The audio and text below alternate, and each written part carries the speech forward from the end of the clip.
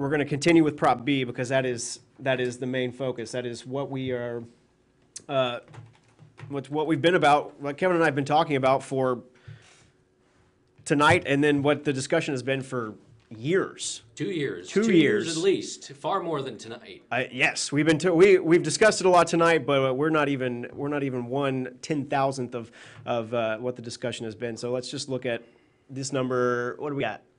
59%, 41% against. That's what we've called there. So this was 78% a while ago, and we hadn't called it yet. But we went back and did some math, and it just seems very, very unlikely at this point that that Prop B is not going to pass. Okay, so that's where we're at right now. It's 10:38. We're expecting to hear from Matt Mackowiak from Save Austin Now in just a couple minutes, who his group has really spearheaded this. That's fair to say, correct? I'm waiting on his text right now. He should join us in just a couple minutes or so. He joined us in the 7 o'clock hour. He was extremely confident then, and that was well before we called this, but certainly it was an early voting period dominated by yes on Prop B. And because we did talk about the anti-Prop B and Homes Not Handcuffs in that group, I do want to talk about just some of my experiences going out with, I've been out with both sides canvassing through this race in the last few weeks or so, but for the pro-Prop B side, this was really driven predominantly by a large grassroots effort. Yes, $1.3 million was spent. I'm sorry, $1.25 million as of the filings from April 21st. But it wasn't just big donors. Matt Mackowiak has told me 2,700 total donors. And John touched on it just a little bit earlier. This wasn't really a red versus blue split. You met a lot of people out on the trail that were volunteering or just that would speak to you when you were out in the field, and they said that I'm not political. I normally don't get involved in campaigns. I don't normally donate, but I have watched what has happened to this city in terms of the tent cities that are popping up, and I felt the need to get involved. Some of them may have been Democrats, in fact. I see Matt Mackowiak. He is here. He is the co-founder of Save Austin Now. And Matt, do you hear me? Let's make sure. Let's make sure he's unmuted. I'm sure there's a lot going on right now. Yeah. Make sure he gets his headphones in. We'll give you just a second. He's been bouncing from one interview to another, I imagine. Matt. That's okay, Matt. We called this race a little while ago. You were very confident, even in the 7 o'clock hour. Just tell me what you're feeling right now, and this is definitely the culmination of a lot of hard work on the campaign. Yeah, we've worked for 23 months on this, right? More than almost 2 years. It's an incredible amount of time. We've had thousands and thousands of people work on this with us, whether it's collecting petitions, whether it's contributing, whether it's volunteering. We have an army now that's part of this Austin Now movement, and this is not about party. This is one of the things Steve Adler and Rick Kassar never understood. There is no Republican or Democratic view to whether you want to live in a safe city or not. There is no Republican or Democratic view to whether you want to live in a clean city or not. What there is a view of now that we know is 63% of the people in this city don't believe the camping ordinance is good for the city. It was good for standard of living, it was good for the homeless, was good for the residents, was good for anyone. And it's unfortunate because Steve Adler and Rick Kassar doubled down every single time, pretending this policy was working, pretending it was good for the city when it wasn't, when all visual and visible evidence was to the contrary. So tonight, this is a resounding victory for everyone whose neighborhood's been affected, everyone who cares about a city park that's been affected, everyone that's driven by a major intersection and has had their life affected by that, everyone that owns a restaurant or owns a hotel or works at a hotel or lives in an apartment building or condo building, everyone who wants to enjoy Town Lake, people that want to go out downtown. You're talking about thousands and thousands and thousands of Austinites that have been negatively affected by this disastrous policy that's never succeeded in any city in America where it's ever been tried. And so tonight, Austin stepped back from the abyss. Our citizens rose up and said, no, we're going to fix this mess made by Steve Adler and Rick Kassar, and we are going to take the city back. And it's a wonderful thing. I'm very encouraged. I'm grateful to everyone that voted. I'm grateful to everyone that signed the petition. I'm grateful to everyone that contributed. I'm grateful to everyone that volunteered. This is a great win for Austin. This gives a lot of people hope about the future of our city. Our city is a great place. It's been made worse over the last 2 years. We can turn that around, and tonight was the first step in doing that. Matt, this vote certainly represents a backlash to the city's policies on homelessness, but how do you know that you have a growing army, a growing coalition, a movement, and what comes next? Yeah, I mean, I know that we have it because I look at the numbers, right? We had 40,000 email addresses. We had 1,000 volunteers, right? We collected, 25,000 petitions the first time, 30,000 petitions the second time, and 1/3 the time. We've raised $1.75 million in 9 weeks for this PAC. It's never been done before, ever in the history of our city, anything like this. And so, I'm excited about what that means. I think there's a strong majority of our city that just wants to live in a safe and clean place, a place that protects standard of living, a place that's a great city to live, work, and raise a family in.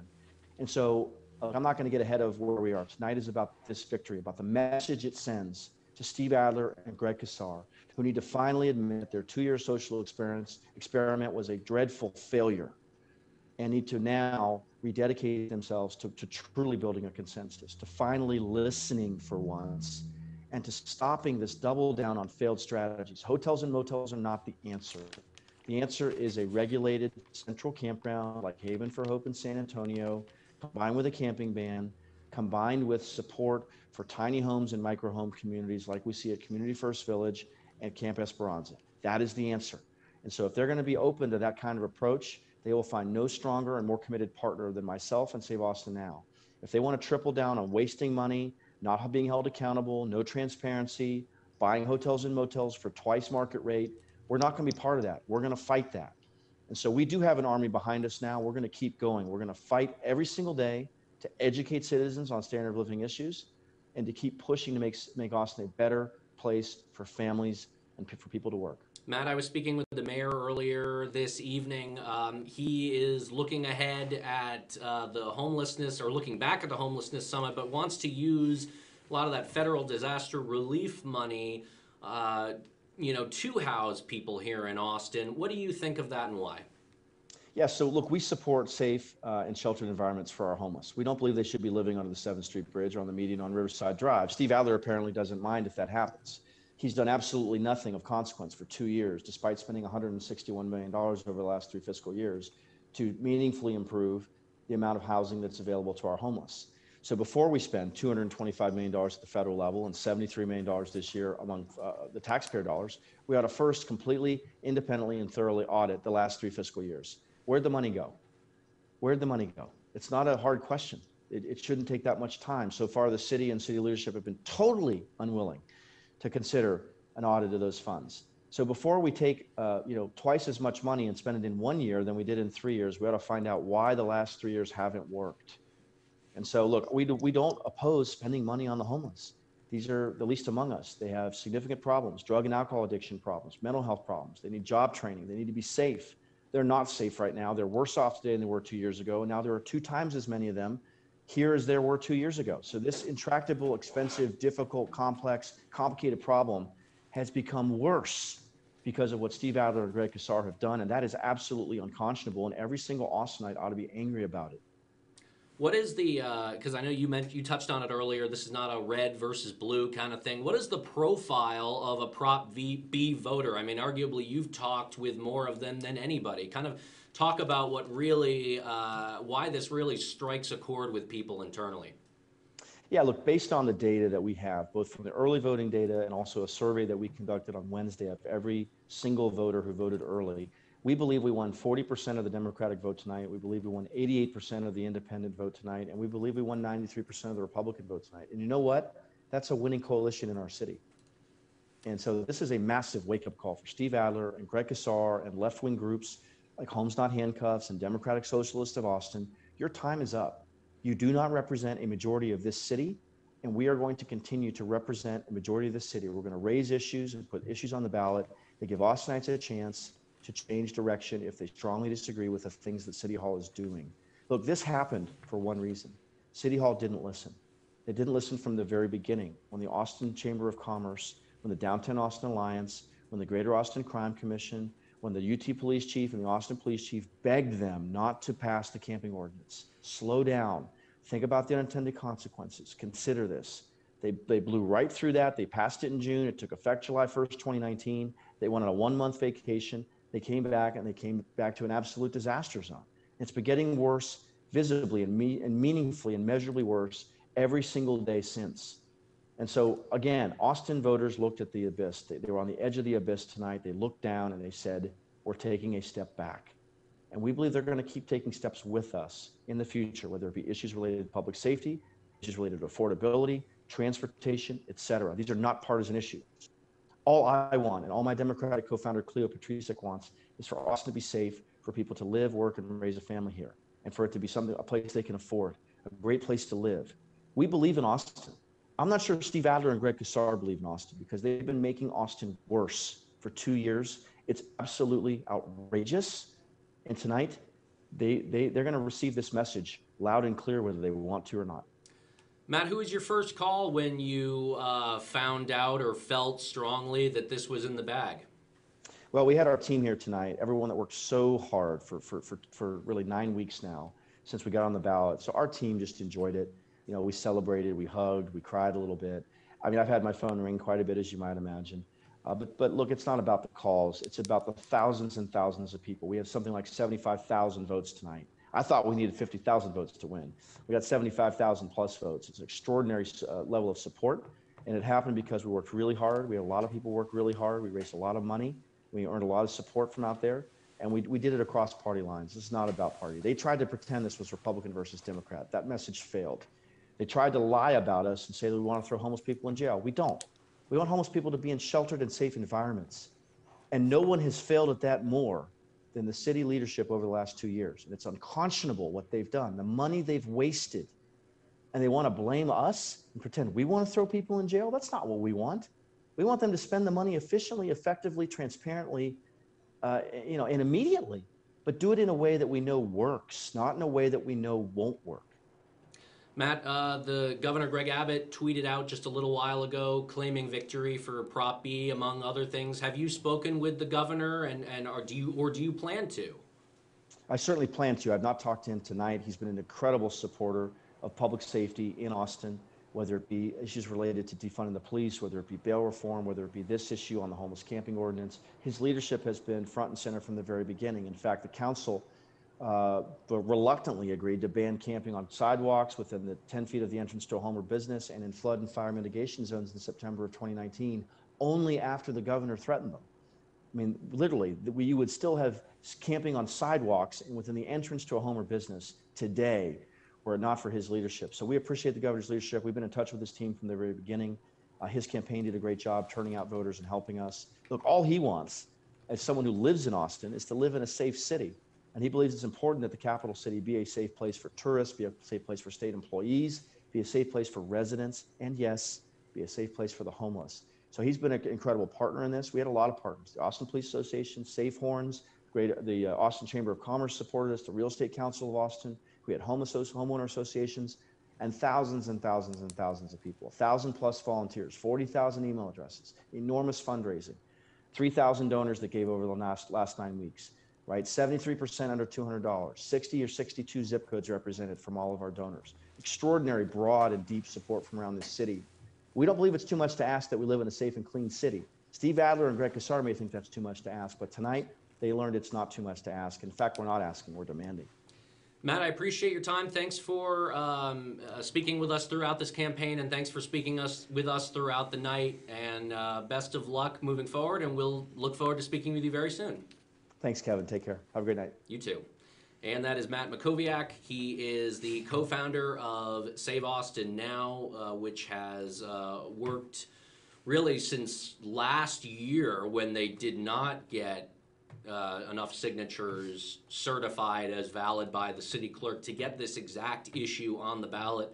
They did so this year. They got more than 20,000 signatures, and it resulted in Prop B passing tonight. Go ahead, Andrew. We've got Travis County's now reporting 100% of their vote, so Prop B will stay with that. 58% for, with about 90,000 people, a little bit over 90,000 people voting for, and then 66,000, 40% voting against. And again, this is 100%. This is 100% for Travis County. Okay, Travis is at caught up. 100% reporting. Yep. 58% 58%. for Prop B, 42%. 42%.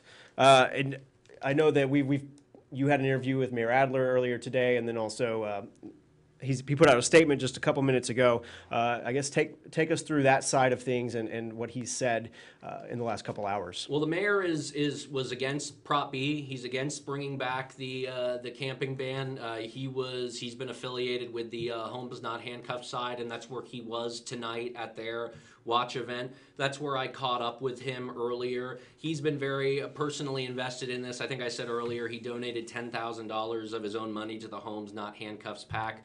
Like many others on that side, very concerned that this, when it does go into effect, it won't actually help the individuals on the street. It will just drive them deeper and deeper into the woods where they may not be able to get help. I don't know if we can have that sound from the mayor earlier, but he is looking ahead, as I discussed a little bit with Matt Mackowiak earlier. The mayor is looking ahead and looking toward housing people, and says that really we have more in common than we think. How much of this vote do you think was an indictment on the city council vote to get rid of the camping ban a couple of years ago? I think that it was, I think the whole election and the campaign real clearly point out that this community wants people out of tents. And I think that people on both sides of the yes and no are agreeing on that. I think that this election really manifests the community desire, the joint desire to do that and to get people in safer and better places. Have you had any conversations with APD or anybody in the city's homeless strategy office about the practical implications of this and how it might be enforced from day one? Well, I think it's pretty clear that if this passes, it'll get put into effect on the date that it gets certified. And then the manager is going to be his responsibility to implement it. I'm going to be focused is where I think the community needs folks to focus, and that is in making sure that we can get people out of tents. How much? And that was Mayor Adler speaking with our Kevin Clark about Proposition B. That was before KXAN decided to call the race as Proposition B passing. That number, Travis County is reporting 100% of their votes, and was 58 to 42% voted to adopt an ordinance to create a criminal offense for public camping, create a criminal offense for solicitation, ban camping in a public area.